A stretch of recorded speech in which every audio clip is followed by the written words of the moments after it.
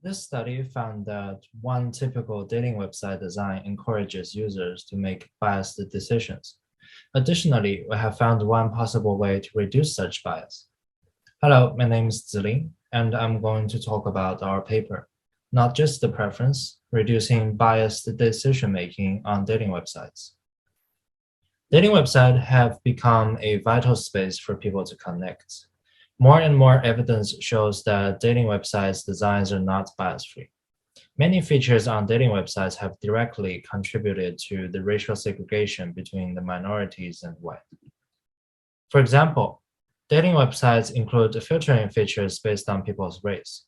Scholars have argued that filtering based on race can exploit social stigma and exclude minorities from access to love and romance.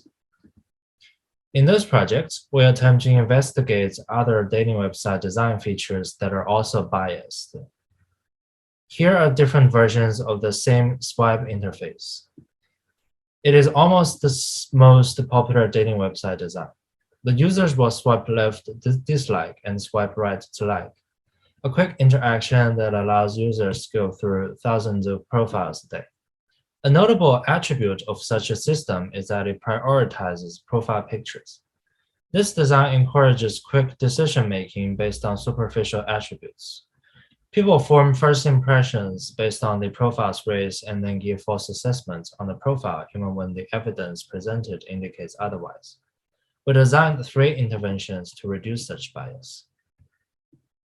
First, because the current interface emphasizes a lot on the picture, we might need to decrease the importance of the profile pictures.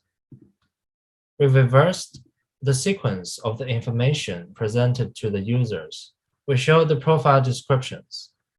Then at the very end of the profile, we show the race revealing information, such as profile pictures and the names. Second, if quick interaction induces bias, we can encourage users to think slowly. Similar interventions in reducing one's intuitive decision-making have been used in human-AI interaction settings to promote more analytical decision-making. These types of interventions to foster analytical thinking is called cognitive forcing functions. In our version of the cognitive forcing functions, we ask the users to make one decision and then show them a match score calculated by how much the profile matches with the person's ideal traits of a partner. Then we ask the users to make a decision again. Finally, we combined the previous 2 interventions. We put the race revealing information at the end of each profile and asked users to make a new decision in light of the match score. To formalize, we provide the following hypothesis. First, users make racially biased decisions even when they do not want to. Second, showing race-revealing information at the end of a dating profile reduces bias. Third, asking the users to decide in light of new information reduces bias. And finally, asking the users to make new decisions based on new information and putting race-revealing information at the end of a profile can reduce bias. To test these hypotheses, we designed a dating simulation task that is similar to interacting with most of the dating websites. This experiment is a between-subject study. Each participant interacted with one variation of the interface, and we conducted our study on Lab in the Wild, a crowdsourcing platform.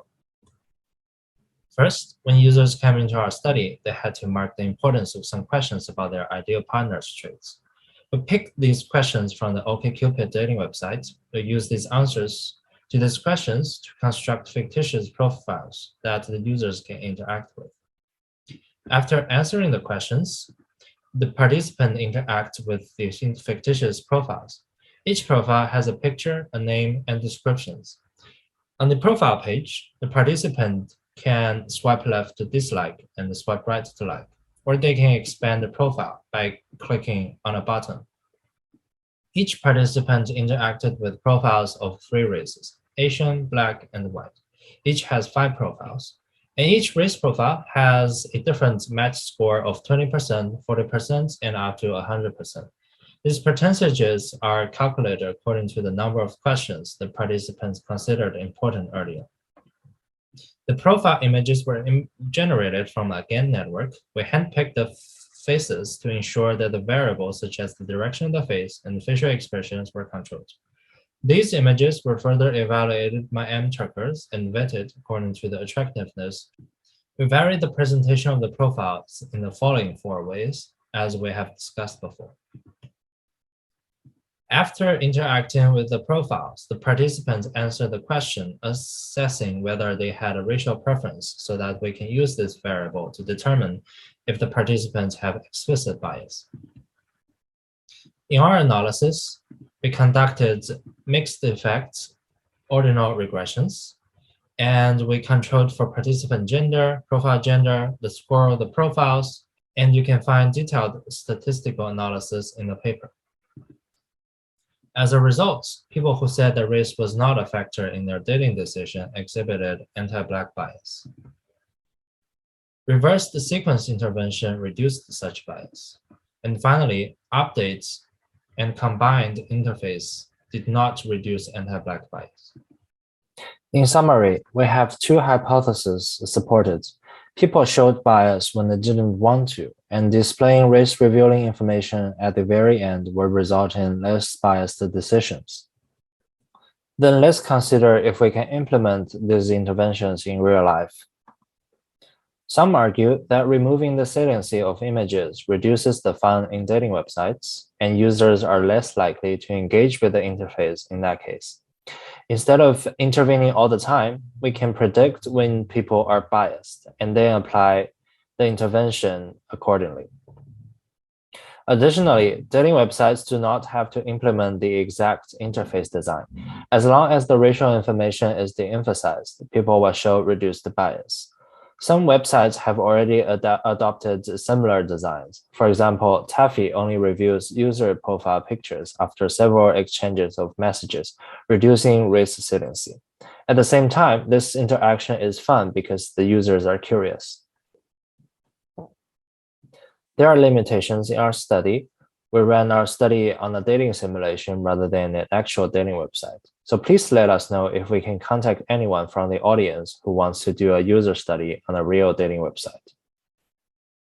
To conclude the implications, I want to point out that dating websites constantly shape our agencies in romantic relationships. As designers, we should consider the consequences of even the most minor decisions.